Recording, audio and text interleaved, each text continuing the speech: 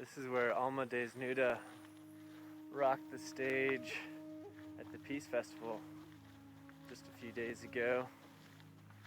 Had an awesome time. This is a pretty amazing place. Not something you would normally expect in a place named Arlee, Montana. Really beautiful grounds. There's going to be 1,000 plants and 1,000 trees, 1,000 stupas and 1,000 Buddhas here.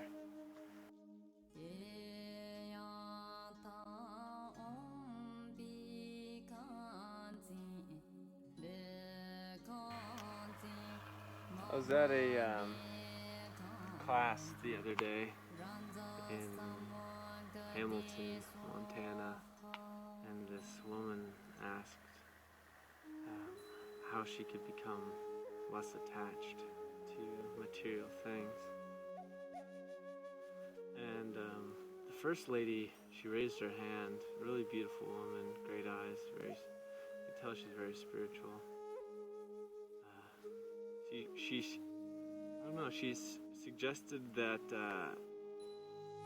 this woman let go of everything and detach from everything at once. And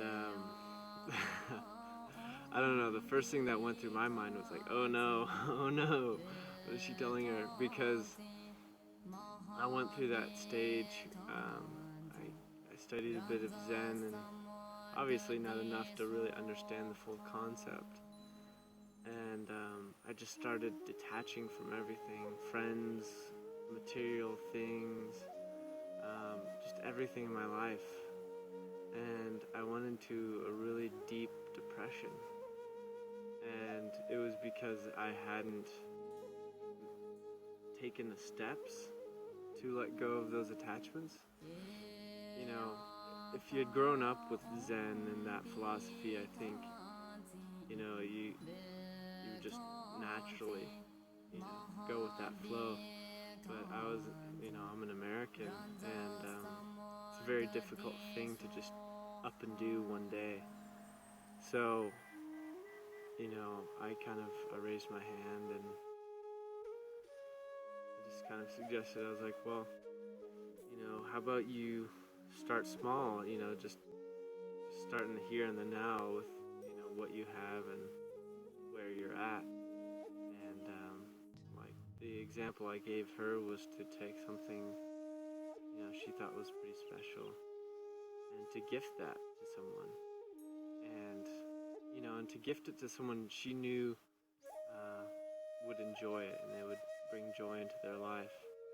And that would be a really good first step on her path to non-attachment. And she was just, I could see the relief in her eyes. She was so thankful. And, that's kind of what I'm doing here is I'm slowly moving into shift, like the global shift that everyone's talking about. It's definitely happening. It's happening here and now. And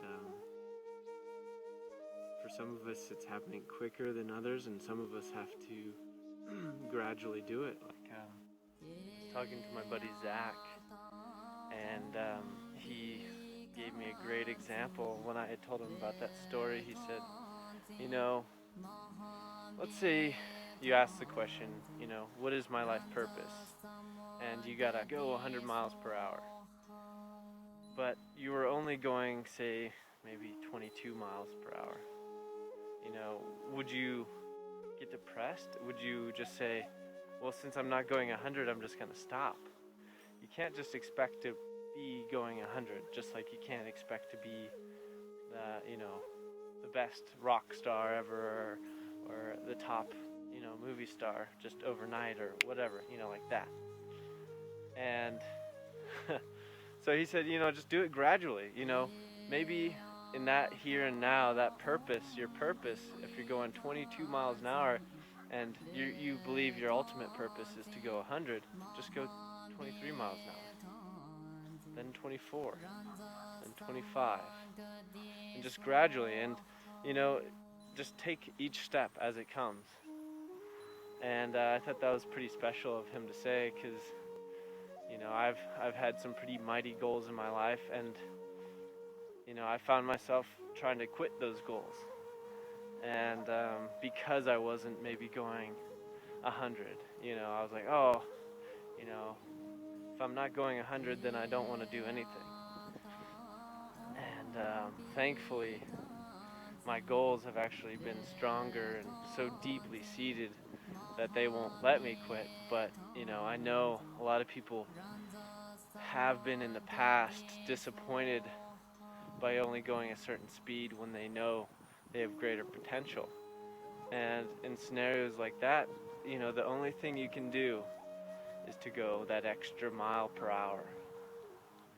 And, you know, that's what I'm learning here, is just to be very present and allow space for that message to come through. You know, okay, what am I to do next?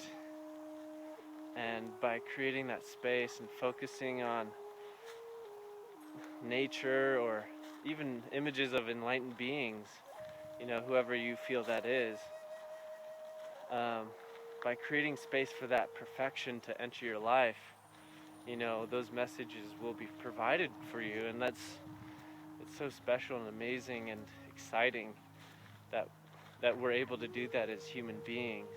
And as we continue on this journey, it's only going to get more and more exciting. And you know, that's all I have to say for now. This is my first blog entry, and hopefully I'll have more to come.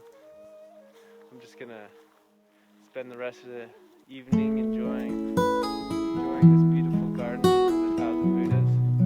And until next time, I'm Shane Berry. Any words of wisdom for us?